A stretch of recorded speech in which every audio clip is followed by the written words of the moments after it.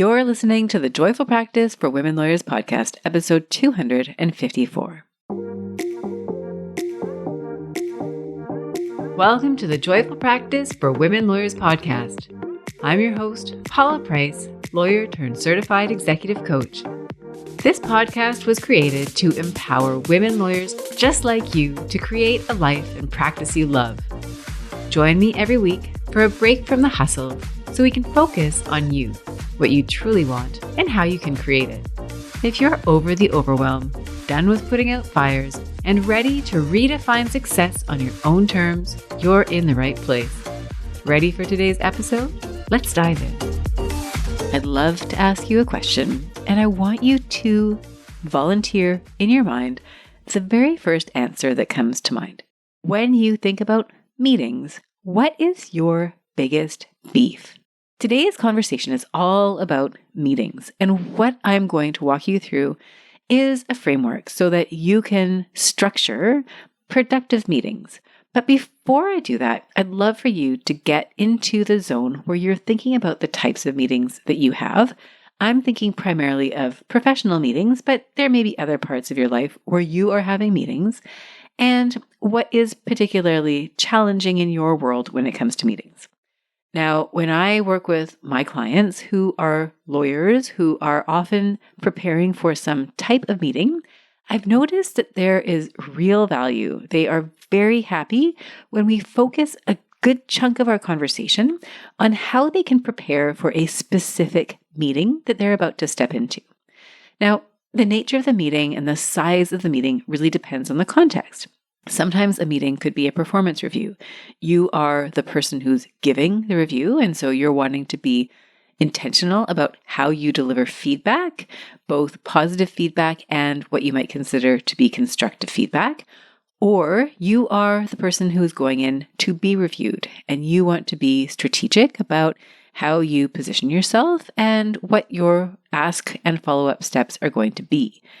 It could also be that you're having a meeting with somebody to talk about a file that you're working on, a project that you have together, a way that you work with each other that would be more sustainable. We all have people that we work with where we might find it difficult because maybe there's challenges when it comes to communication, the timelines are unclear, the follow-through is a little bit opaque.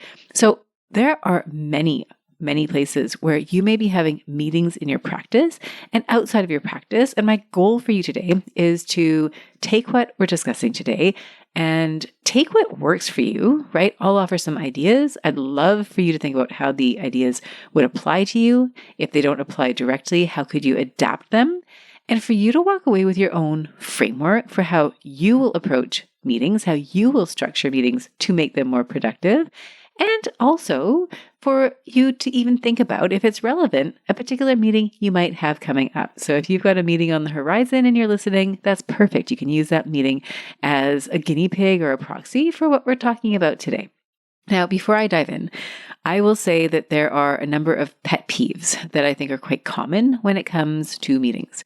Probably the biggest pet peeve is just that they're not very efficient, and this becomes more problematic when there are more people attending a given meeting. So when we're having our conversation today, what I'm thinking about is for you to be structuring meetings where you've got a say in the agenda, where you have got some influence over how this meeting unfolds, and for you to be one of those people that can run a really effective meeting, whether that's a meeting you're having with a single person or a meeting where you are hosting a meeting where there are lots of people attending.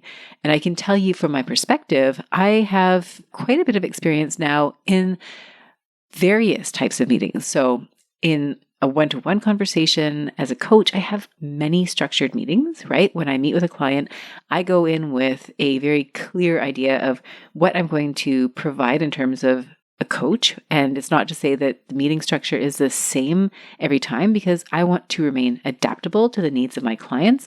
But when I'm in a meeting space, when I know I've got time with somebody, I want to make sure that we're using the time in a way that is most effective and productive for them. If I'm hosting a meeting where I'm the one who's setting the agenda, I want to be really clear ahead of time about what it is that we're going to do in that meeting. And I'm going to talk about that, the steps that I go through in terms of prepping for that meeting. And also, if I'm hosting something larger, whether it's a presentation or a webinar, and I know there's going to be multiple people in attendance, sometimes hundreds, how do we structure that time together so that we are absolutely maximizing the time that we have? So this is an episode that will resonate for anybody who hates wasting time. I know I'm one of those people. I don't want to waste time. I want to be productive. I want to be connecting with the people that I'm talking to. And I want to make sure that the meeting that we have is productive. So today, the outcome that you can expect, we're going to cover 4 different aspects of meeting planning. And what I hope you walk away with is a clear structure, a framework, so that next time you host a meeting, you've got these tools handy and you're able to apply them. So the first structure that I recommend when you're trying to create a meeting that is highly productive is to think about how you're using time. So time to me is one of those precious valuable resources, and I'm always trying to be mindful of how I'm using time, my time and the time that belongs to other people. So if I'm taking your time, if that's even possible for me to take your time, perhaps I'm taking your time right now, I want to make sure that what I'm doing with your time has value for you. So if you're the one who's structuring a meeting, or if you're being brought into a meeting and you have some influence, first of all, I'd love for you to think about how you're using time. So you're going to set a time for that meeting. If it's a more formal meeting, you may be structuring the time in advance. You're scheduling an appointment, you're scheduling a meeting, you're putting it on a calendar. If it's a presentation, again, you're going to be structuring a time and you're going to allocate a certain number of minutes or hours to that meeting. So starting from that beginning spot, you're thinking about, okay, when am I going to have the meeting? How much time do I need? Who do I need to invite? What does that look like? Now, even if you're doing an informal meeting, let's say it's a check-in and you're trying to catch somebody at the office, and your plan is that you're going to walk by their office and find them because you know they're really busy, that maybe they don't respond to emails, you're still going to want to get consent. Hey, I see that you're here. I'd love to talk to you about Project Y. Do you have a few minutes? I think it's going to be about 10 minutes. So you're wanting to create a pocket of time that you can allocate to that meeting where the focus, at least in theory for everybody, is on that meeting. So you want to pick when it's going to happen. You also want to pick how much time you're going to require for that meeting to take place. If it's a 15-minute meeting, that's one thing. If it's a 2-hour and 15-minute meeting, that is another thing altogether. So we want to make sure you've set aside the time, that your meeting participants have set aside the time, that you're all on the same page. Now, you also want to know who is going to be at your meeting. So if it's just one person, that's great. But if you need more than one person involved, then you want to know what that looks like. So for example, a performance review will often involve multiple people attending, right? The person who's receiving the review, maybe the department head, maybe the person who's responsible for professional development at the firm. Maybe there's a mentor in the room as well. That would be an example where you've got multiple people in the meeting. You want to make sure everybody relevant is there. If you're working on a project at work where it's a multi-tiered file, you've got lawyers at different levels. Maybe you've got a paralegal that you bring in, a partner who's going to be there, maybe a more junior partner, depends on how it's staffed. So who is it that needs to be at the meeting? So you want to make sure all the relevant people are at the meeting. Now, often when I'm working with lawyers and we're talking about a meeting, it's one person. It's their mentor. It's their department head. It's the person that they're having a difficult time getting along with at the office. So we want to be very mindful that this strategy applies regardless of whether you're having a big formal meeting or if it's one-to-one. Same thing with your clients. If you're spending time with your clients and you're having a meeting to discuss an update on a file, or you're seeking instructions, or you want to have a really impactful conversation that will require that you discuss a lot of moving parts, you want to make sure that from your perspective, it's very clear what's going to happen in that meeting and that the right people are there. And then finally, coming back to that time, right? We're setting up the time, when, how long. I'd love for you to think about how the time within the meeting itself is being allocated.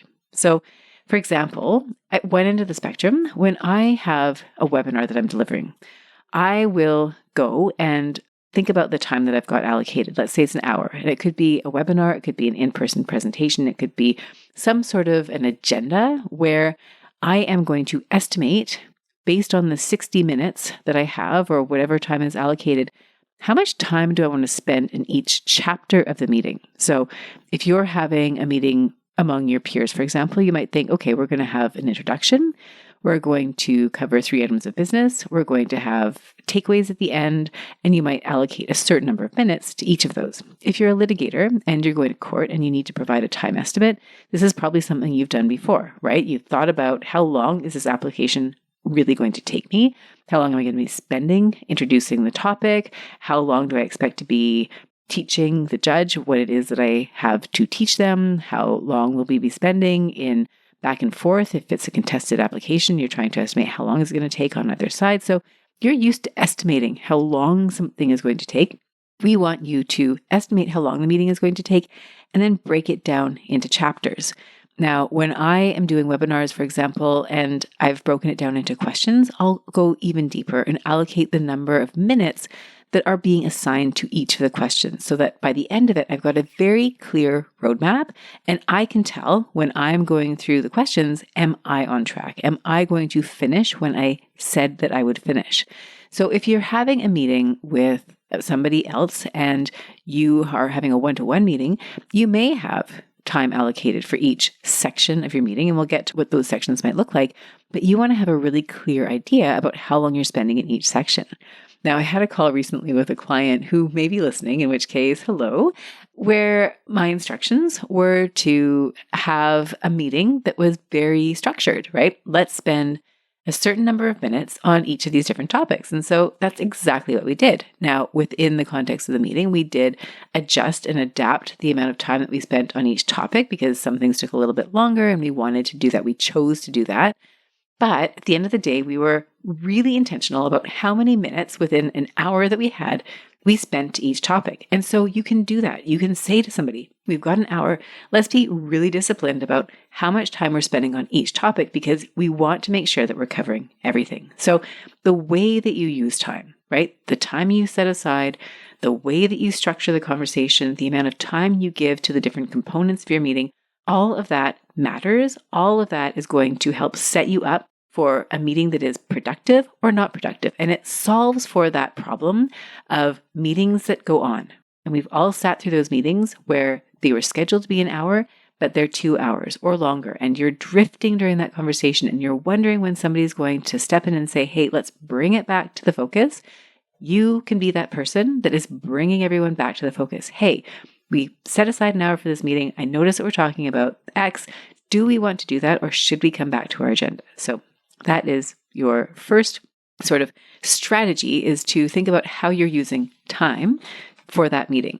Again, going back to that initial allocation of time, setting aside the time, one of the reasons that is really important, especially if you're dropping by somebody's office, is you want to make sure that everybody who is in the meeting has agreed to that time, that they have that time set aside, that they are able to focus during that time frame. So again, depending on the level of formality, you might even double check with somebody at the beginning of the meeting. Hey, is this still a good time for you? And I will do that with coaching clients. When a coaching client comes on to my Zoom screen and maybe they say something like, hey, I've had a really busy day, or I've got this filing deadline and so I'm a little bit distracted, I will often offer, hey, listen, if this is not a good time, we can always reschedule this call, because I would rather have this call at a time when you're able to focus as opposed to forcing you to have this conversation now.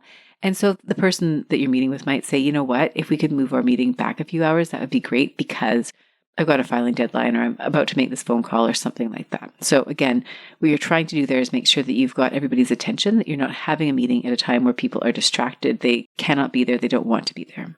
So the second thing, the second ingredient for a highly productive meeting is that you want to have very clear outcome goals for your meeting. So I mentioned a few minutes ago that my goal for you listening to this podcast episode is that this be a very tangible episode. I would love for you to walk away from this episode having some very clear bullet points in your mind as to how you can improve the productivity of meetings that you are creating in your professional life and outside of your professional life. There might be other meetings you're having where you're thinking a bit of structure would go a long way. So when it comes to clear outcomes, that means having a very specific goal for what you want to have happen by the end of the meeting. Now, in a coaching conversation, I will do this routinely with clients. It is called a contract in the world of coaching. So I've been trained as a coach to create a contract with my clients at the beginning of a conversation. The purpose of the contract is to make sure that I know what the client wants to have at the end of the conversation. That could be an action plan. It could be they just want me to listen to them speak. They haven't had a chance to talk about something. They just want to hear themselves say it out loud in the presence of another human being. The purpose might be to get feedback. The purpose might be to point out some blind spots. But there is a contract. There is an agreement that takes place at the beginning of the conversation that sets the parameters and the outcome goals for the conversation. And so you want to be thinking along the same lines when you're scheduling your meeting. Yes, you probably have agenda items. Here's the intro. Here are the 3 topics we're going to cover. Here's our wrap up. And so you want to be very intentional about the specific outcomes you want for each. The specific outcomes might be, you know what, I'm meeting with somebody that I work with regularly. We don't have very good systems in place right now. Sometimes it's unclear to me what the deadlines are. Sometimes I can tell I haven't met expectations, but I'm not really clear on which expectations I haven't met. Maybe they're the ones who aren't meeting expectations. And so you want to be really clear on what expectations need to be met in the future. So you want to be very intentional about the outcomes. So the outcomes might be, okay, by the end of this conversation, we will have a test way of working together, something new that we're going to try in terms of communication. We might be working on a project together. We're going to identify what the next 3 steps are going to be. We're going to allocate those steps as between us, and we're going to set some preliminary timelines for checking in and seeing where we're at in terms of each of those steps. So again, you're thinking about the end of the meeting, right? If I think about when I go into a meeting to speak with an organization about a talk that I'm giving, I will have a conversation fairly early on because I would love to know from the organizer's perspective what would make for a successful presentation. And so I will come with ideas. I'll say, here's some things that I've been thinking about. How does this sound to you? Who's going to be there? What do you think they want to hear? What do you think some key learning objectives could be? What should we have them walk away with? Are there deliverables? Are there additional things that I should consider? So you want to go in and have a plan in terms of what the outcome goals are for that conversation before you step into the conversation. What that means is that you're going in with a plan. You know what's going to be the end result of that conversation. And so it's very clear, right? Again, you're avoiding those conversations, those meetings that drift around, that take forever, where you feel like, why are we doing this? No, you know exactly why you're doing this because you've got very clear outcome goals. So if you think about this in the context of a performance review, and I've had lots of conversations lately with associates who are going into their performance reviews. And so I love talking associates through what the process is going to look like. So what are you expecting? Who's going to be there? What do you think the topics are that they're going to bring up? Okay, and what are your goals for this performance review? What is it that you think is important to highlight, right? What are some of the things that maybe you're really proud of, things that you've accomplished over the course of the year? Maybe there are questions you have about where you want your practice to go. Maybe there's certain types of work that you would like to do more of. And so you've got some ideas about how that's going to work. You'd like to discuss those things, and the outcome goal that you're looking for is effectively a plan that you've both agreed to that will allow you to explore, follow through on goals that you have for your practice. So you can see how this would apply, right? If you're giving feedback to somebody and what you're trying to do is help them improve their performance, the outcome of that goal or that outcome of that conversation might be that you step out of that conversation where that person feels good about themselves. They are incentivized to move forward and work on this thing that you've addressed as requiring an improvement, that you have a plan for how that's going to work, and that you've got some sort of accountability and check-in. So that might be your clear outcome goal for that meeting. So that's step 2. Number 1 was time. We're setting aside the time. We're using our time very intentionally during the meeting. And then we're talking about the clear outcomes. What do we want by the end of this meeting? And so then you're going to structure your meeting. And that gets us to our third part, the meat and potatoes of your meeting, where you're going to figure out how to get to that outcome. So the meat and potatoes, I like to think about this as the bullet points inside of your structure. So if you can imagine that we've just created a bit of a container here, you can imagine there's a box that contains the time that you've established for this meeting. Let's say it's 60 minutes. And then you've got an agenda. You've got the clear outcome goal. So you can say maybe the takeaway at the end is that you've got an action plan. Then you might think about what steps are going to get you there. There's going to be an introduction. You're sitting down, you're talking about your goals for the meeting, checking in with each other. How's everybody doing? Maybe there's a status update. Maybe it's an ongoing project. And then you're going to want to have different sections. So the section might be update, or it might be positive feedback, or it might be, here's the context of the thing that I'm here to talk to you about. And then the next section might be your proposition, or your request, or your suggestion, or your recommendation. Based on what we just talked about, here is what I see happening. Here's what I would like to see happen. This is a really important section, especially because it's going to take you to your outcome. So if the goal here, let's say it's a performance review, and what you want is to do more work with a certain department within your firm, and what you're trying to get is buy-in from the powers that be to support you in that, then what you want to have done is set up where you're at, that background section. You want to make a proposition for how this is going to work, and then that's going to move you to the next section. So you've got your pitch, basically, and then you've got the buy-in phase. You might call this discussion. You might call this negotiation, depending on what it is that you're asking for. The goal here is that you're not going to unilaterally impose your views on somebody else. You might, but chances are there's some sort of discussion, which is why it's a meeting. You're meeting there because you're getting feedback. You're working on this together. So this is where you want to invite the other person, the other people, depending on how many people are in the room, to contribute to this idea. What do you think? What are your thoughts? Anything that I'm missing here? Anything that you'd like to add? Any ways that you can support me here? So you want to think about how you're using that section. And ultimately what you're trying to do there is reach an agreement, reach an outcome that everybody is agreed to, that we are now all on the same page. The result of this meeting is that we all know what's going on. We all know what the plan is going forward. We all buy into it. We've all had a chance to contribute. We either have or we have not. We've blessed the plan. And that will take you to the final section, which is that now we're wrapping up phase. So you see what we've done here. We've allocated the time. We've got a very, very clear outcome. We've laid the groundwork for that outcome. We've allocated the time that we think is going to be required for each of those sections. So you'll know based on the meeting, who you're meeting with, the thing that's going to be discussed, approximately how much time you'll have for each of those components. And then that's when you get to your takeaway. And that's where you want to be clear about what's happening next. Okay, so we've had our meeting.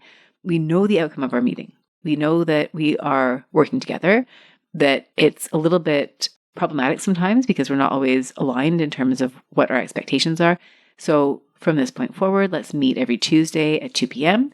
We're going to check in on the projects that we have together. We're going to make sure that we're aligned in terms of where we're at, what our next steps are, some way of creating accountability. Maybe that is the outcome of your meeting. Or maybe the outcome of your meeting is, okay, I'm here and I'm giving you feedback. And what I'd love to see is that by next week, you come back to me and you've got a strategy for how you're going to stay on top of these projects or something like that. And so again, we're creating some sort of an actionable takeaway. Or we've talked about the presentation. I understand that these are the things that you want. I'm going to follow up with you and I'm going to give you X, Y, Z. And so this follow-up stage is where you want to be clear about who is doing what and when they are going to do it. I'll have that to you by the end of the week. I'll have that to you by the end of the month. Here's what it's going to look like. And then in a perfect world, you'll paper that. You'll send an email. And I say this because the best aide-memoire for you and for the person that you've been speaking with or the people is to have some sort of a record that you can come back to where everybody is on the same page. So when I write a follow-up note, whether it's to a client or somebody that I just want to remember what I've promised to them, I will send some sort of a note. I will certainly note it for myself, but going that extra step and sending that note gives you a record so that if you forget, and we are not perfect, our memories are not perfect, it's very easy to go back to that email and say, okay, that's what it was that I was going to do. It's also really helpful because then they know you've committed, they know that you've committed, and so you've got this follow through already built in. So you might think about what the takeaways would be at the end of a meeting that you're having. Who's doing what by when, and who's going to create that record, right? That might even be part of your discussion. Okay, I'm going to send out an email to follow up with you to recap what we talked about and set out our next steps. Maybe you skip the recap, maybe it's just next steps. But again, you want your meeting to be memorialized. You want the outcome to be very clear. You want everybody's next steps to be very clear. And then also, if you send that email and it turns out there was a misunderstanding, that's also clear as well. Oh, wait a second. I didn't realize that's what we agreed to. Here's what I thought happened. And then you get to reopen the discussion and figure out what solution actually does work. So what we've done here is we've gone through 4 very simple steps to create a meeting that is productive. We talked about time, setting aside time where everybody is available, they can focus, they've got this on their mind, we've got their consent in the moment. Yes, this is exactly where I want to be. Let's have this conversation. You've thought about how you're using the time within the meeting to cover the things that you would like to cover. It's laid out sequentially, and you know that you're going to be able to wrap up by the end of time. You may have agreement with the people in your meeting about how you want to allocate the time, and you may be the timekeeper. I have lots of meetings where I'm keeping time, whether it's a coaching conversation, whether it's a presentation. Keeping time is a way to stay focused. I highly recommend it, especially if what you have experienced are drifting meetings. We've talked about outcomes, so going into that meeting with very clear outcomes for what it is that you want to have happen at that meeting, what you want at the end. We're starting with the end in mind.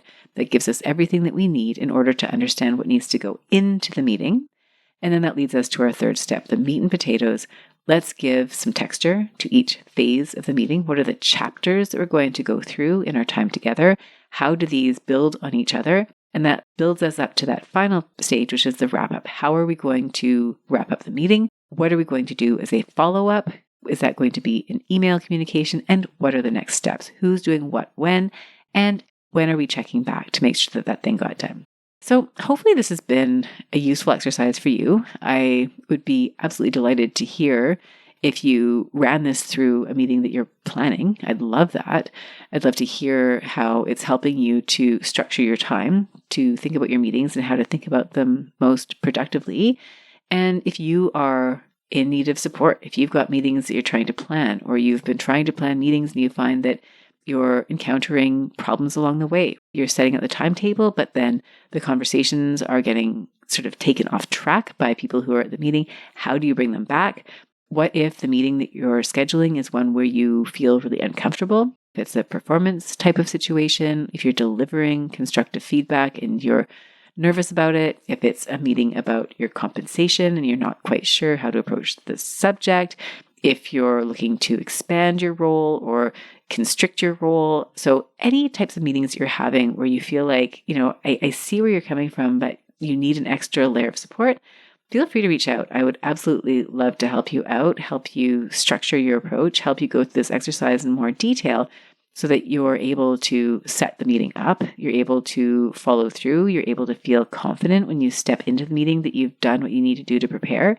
And it can be a really great exercise, especially when you're going through it with somebody else, because you're effectively practicing, you're thinking out loud now, you're getting some feedback, and it can be really helpful in terms of setting yourself up for a productive and successful meeting where you're achieving the outcomes that you're setting for yourself. So with that, I'm going to wish you a beautiful week. I hope you have lots of meetings and get to apply these tools often.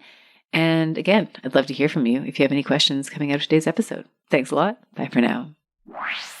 If you enjoyed today's show and don't want to miss an episode, subscribe and follow the show wherever you listen to your podcasts.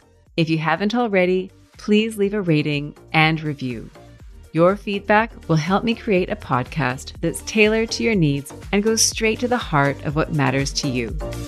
Thank you for listening to this episode of the Joyful Practice for Women Lawyers podcast. If you want more information, visit www.thejoyfulpractice.com. See you next week.